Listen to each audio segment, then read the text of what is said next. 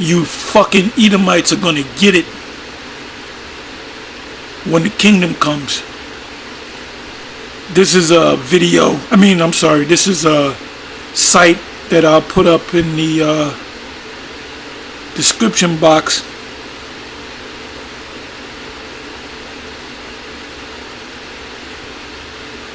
It's the history engine. And it says, as you see on the screen, the sexual abuse of black male slaves. The sexual abuse of black male slaves. Now you know the slave masters' wives wasn't sexually abusing the so-called black male slaves. It was the white slave masters. This proves that this man is a fucking devil and he's not a Christian. They'll say that they have a Christian God. They'll put their hand on the Bible. They'll go to church. They'll pray. But they're popping slaves. Truly, this is hell, man. This is, they don't talk about. This is so heinous. They don't even talk about this.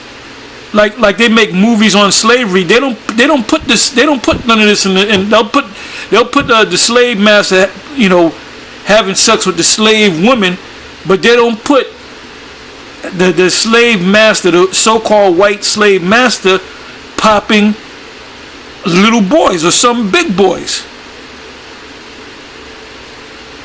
Truly, this is a curse, man. As Shabazz would say, inside joke, next time we'll know to keep the laws. Well, what he doesn't understand, that's why he's in the spiritual realm right now, is that the Most High put the Spirit on us for us to go off. We didn't go off on our own, man. It says that you read on, it says the sexual abuse of black male slaves dates January 1st, 1787 to December 31st, 1787. So this was like a particular incident. Well, if it happened one time, it happened all over the place. This man is truly the devil, man.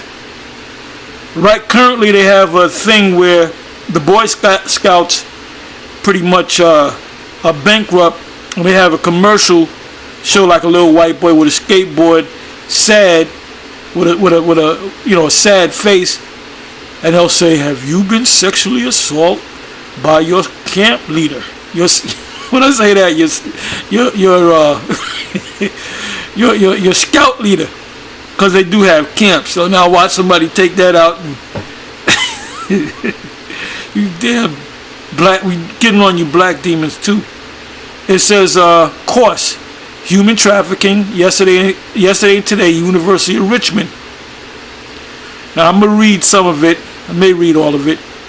It says Thomas Thistlewood, an 18th century Jamaican planter, noted in his diary 2 incidents of homosexual assault. For one of them, he recorded a report of a Mr. Watt committing sodomy with his Negro waiting boy in slavery. It says in Deuteronomy 28 chapter, it said, "You shall have no might in thy hand." Let me see, let me get that, let me bring that up. It also says in Deuteronomy 28 verse 30, "Thou shalt betroth a wife." In other words, the slave master said, you can't deal with this black woman right here unless you get married under the eyes of white Jesus.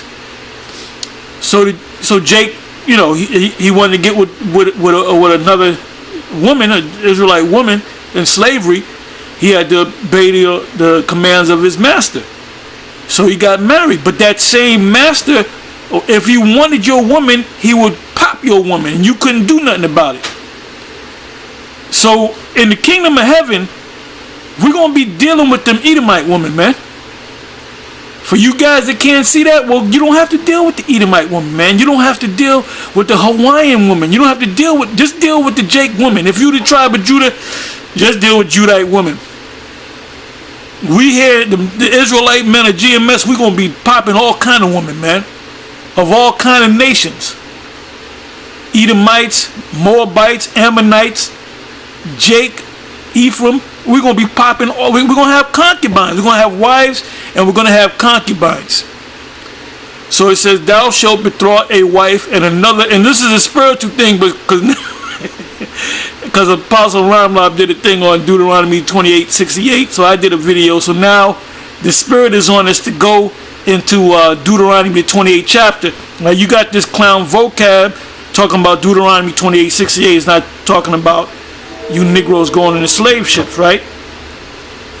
Well, what about the rest of the book of Deuteronomy, the 28th chapter, or the rest of the chapter? This points to us. This right here happened in slavery. The 30th verse. Thou shalt betroth a wife, and another man shall lie with her. Thou shalt build an house, and thou shalt not dwell therein. Thou shalt plant a vineyard. We didn't just pick cotton. We planted we built houses. We planted vineyards. We picked the grapes. You know, we made wine. We did all kind of things. We took care of the horses of the master, the chickens and all that. We did any job that needed to be done manually. That's why you had a slave. That's the reason why you had a slave. And remember, America became great by slavery. The slave trade made America great. Now I can go deeper into that history, man. The reason why Christopher Columbus, one of the first acts that he did was he had brought back 500 Indian slaves to Spain and put them in. As soon as they got to Spain, they were put right into slavery, man. 30th verse again. Thou shalt betroth a wife, marry a wife, and another man shall lie with her. So the slave master could, lie with. Oh, there's an incident of George Washington. He was a slave owner. He owned slaves, Jakes, and he was popping the slave woman. Now he had this one account of him having a son by the name of West Ford, and this dude looked like a negative of George Washington. He looked just like George Washington, but the dude was black as tar, man. All you got to do is go to Google and type up West Ford, because they don't like to talk about how a lot of these slave owners, or these slavers, slave masters, which was George Washington and what's this guy, Benjamin Franklin and others, that actually had slaves, and they were popping the slave woman. If they thought the slave woman looked good or had a fat butt, they were popping them, man. And they would say, don't tell your husband, or don't tell my wife. They were doing all kind of committing all kind of heinous crimes. So you think we're not going to do that to their women? Is it thou shalt betroth? But we're not going to allow Esau to deal with a Edomite woman and pop her. Meaning we're going to pop your daughters, man. We're going to pop them. Anyway, it says, thou shalt betroth a wife, and another man shall lie with her. Thou shalt build an house, and thou shalt not dwell therein, because you're building a house for the master. Thou shalt plant a vineyard, not just cotton. You planted a vineyard, you picked the grapes, you made the wine, you made the food. But by the way, who cooked for the master and his wife? It was slaves that were expert cooks. And who served them? You know how you go to a restaurant and you got the guy dressed up in black and white, and he comes and what would you like, and he would serve you and give you a smile. Well, that's what Jake was doing, man. It says, and shall not, and you Edomites are not going to be in the house. You ain't going to be in the house. You're going to be strictly in the field. You're going to be the new field niggas. It says, and thou shalt gather the grapes thereof. So now let's go back into the story right here. It says, there are many accounts of rape and sexual abuse by the slaveholders towards their slaves. So it wasn't just women, it was men and women and little boys. Many slaves tried to fight back and resist the sexual abuse. However, that didn't always result in a good outcome. While it is known that many enslaved women were sexually abused, it is important to highlight that male slaves were also sexually abused by slave owners. These are your good white Christians, man. The sexual violation of bear with me for 1 minute. I gotta check something.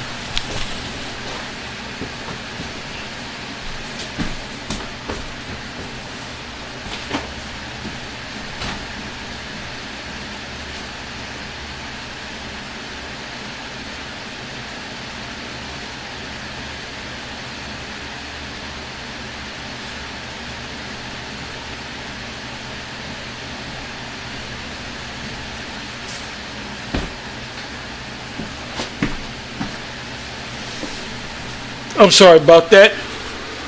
It says the sexual violation of male slaves has been unexplored for several reasons. One reason is that the male victim of rape obviously didn't produce evidence of their assault in the form of children. Yeah, they didn't have babies. Now, when the slave master raped the slave woman, a lot of times they had babies, and sometimes they would favor those black babies, which were number Edomites, and others they would just put you right in slavery. So a lot of you Edomites served slavery, you dumb motherfuckers. You raped the black woman, and she had the black woman, the so-called black woman, the Israelite woman, could have been super dark. And the baby could have came out a little bit lighter, but still dark with woolly hair, and you would put your son back in the fucking slavery, you dumb motherfuckers. And so another is that there are so few accounts of male slaves that were sexually abused that it makes it hard to write about and bring light onto the situation. We don't know or have enough information on male victims, and our education has been more focused on the sexual abuse of women, and that's a well-known fact. Throughout history, there has been much acknowledgement of the enslaved women who experienced sexual abuse. However, the same cannot be said for the enslaved males who also experienced horrific sexual abuse under American slavery. So who was raping these men and women? The so-called white slave master, the good Christian slave master. That shows you that these Edomites, they don't believe in the Most High.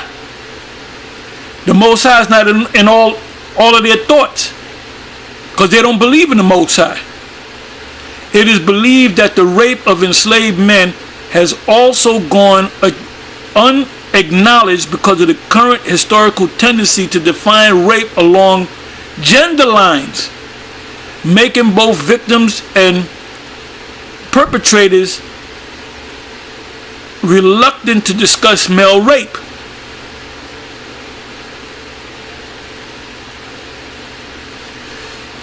And there's a term called what was it called? What's the term? Buck busting or something like that. If you can put the term in the description box, where they demasculinize slaves.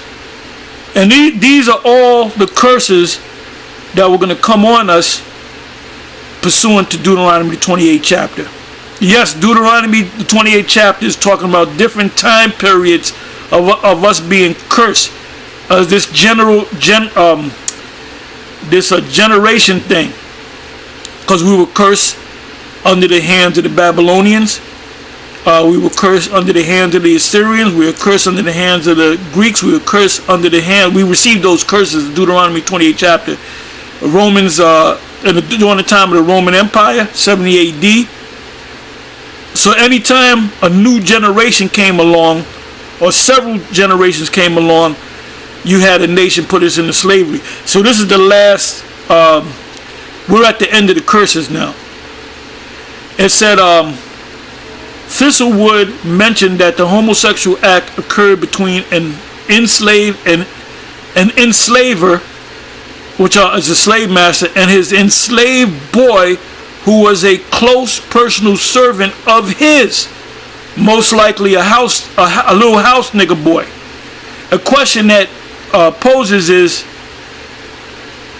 it possible that the sexual abuse occurred because the boy was in close proximity to his enslaver? Forster helps answer this question by stating that this type of abuse follows a broader pattern that suggests the closer proximity to whites, the more likely the sexual abuse was to occur.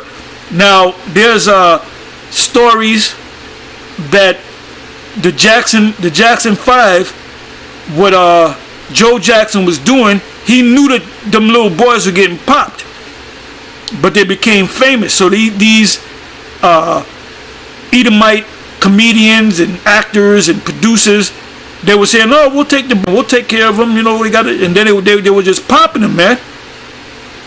That's why Michael had so many fucking problems. It says gendered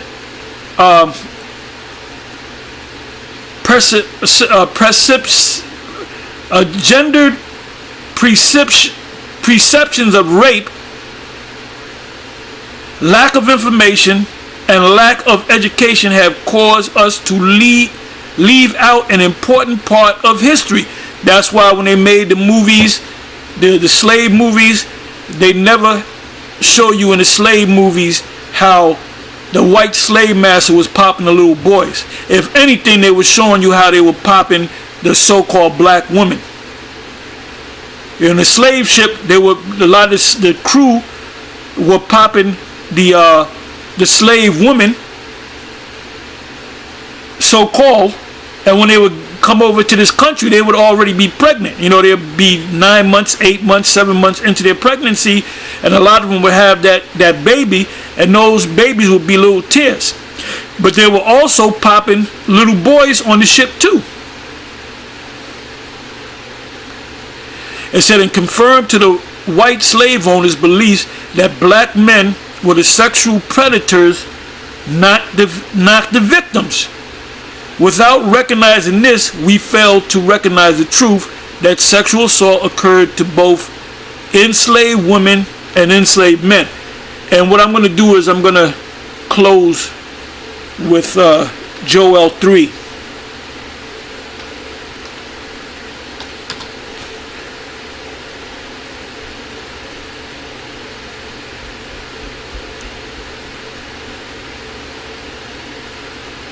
It starts, let me start at the top. I'm going to start at the top. Key point is around in the 3rd, 4th verse. It says, Joel 3 verse 1, for behold, in those days and in that time when I shall bring again the captivity of Judah and Jerusalem. In other words, the Most High is going to redeem us. 2nd verse, I will also gather all nations and will bring them down into the valley of Jehoshaphat. And this is getting ready to come, where all these major armies are going to converge in what's called the Levant. Look that up. And will plead with them. Now the word plead is shapat.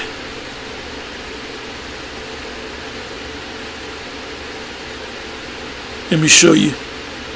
Yeah, the word is Shaphat, and the word Shaphat means judgment. He's going to bring judgment against them. Now, Jehoshaphat is Yahweh. Shaphat is Yahweh's judgment. So, Jehoshaphat is more of a happening than an actual place. It says, I will also, second verse, I will also gather all nations and will bring them down into the valley of Yahweh Shaphat. Oh, for the GOCC, what does this word mean? Jehoshaphat, what does it mean? That's the name of the Most High, Yahweh Shaphat, Yahweh's judgment. And will plead Shaphat and will judge them there for my people. Who are the Lord's people? The Israelites. And for my heritage Israel, whom they have scattered among the nations. That's why we're literally all over the place and we look like everybody on the planet Earth. We look like Chinese people, Japanese people, East Indians, Arabs. You're going to have Israelites coming out of every corner of the world, man, of the planet, and parted my land. Right, because you took the land and you said that this is our land. The two lands are ours in possession. That's what is that, Ezekiel 36? You can read Ezekiel 35 and Ezekiel 36. And they have cast lot for my people, and have given a boy for an harlot, and have given a boy for a harlot, and have sold a girl for wine that they might drink.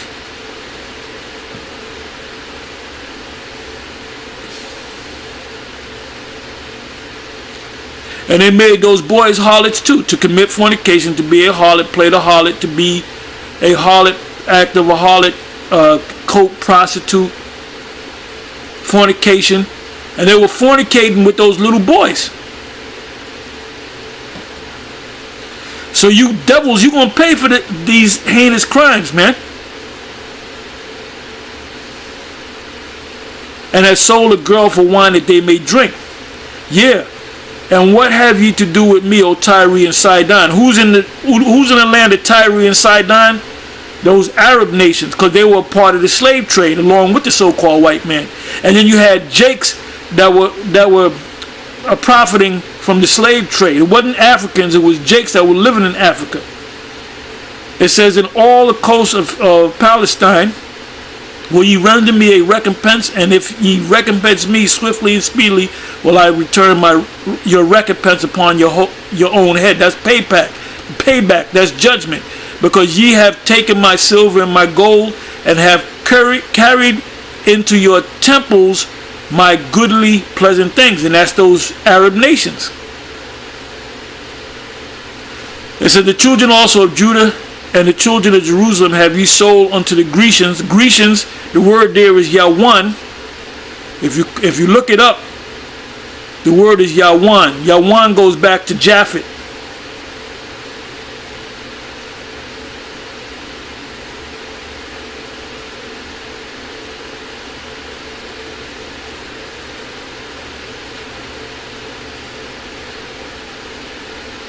Which Esau took Japhet's land. Esau rose up in power from taking Japhet's land.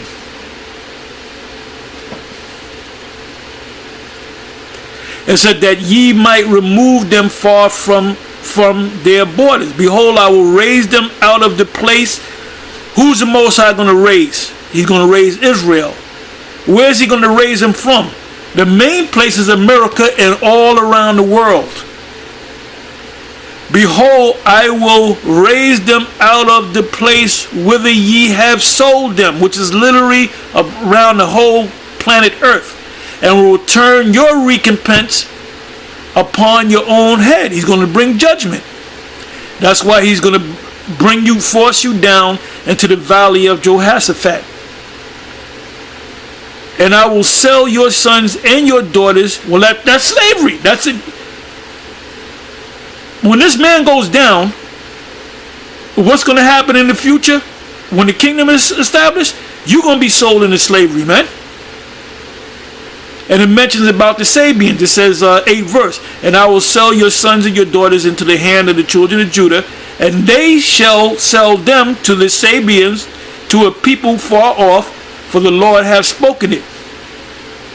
9th verse, proclaim ye this among the Gentiles and the nations, prepare war. Wake up the mighty man, let all the men of war draw near.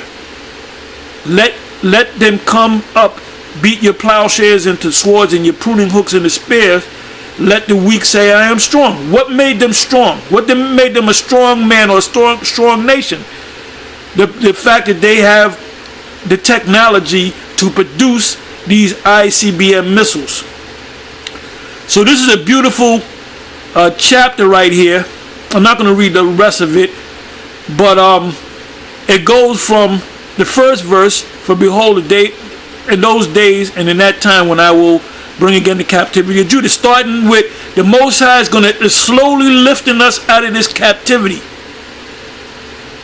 And then the second verse, I will gather all nations into the valley of Jehoshaphat, and I will plead with them, I will judge them.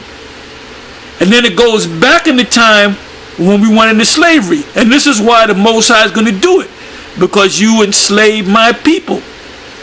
You have given a boy for an harlot, and you have sold a girl for wine that they may drink.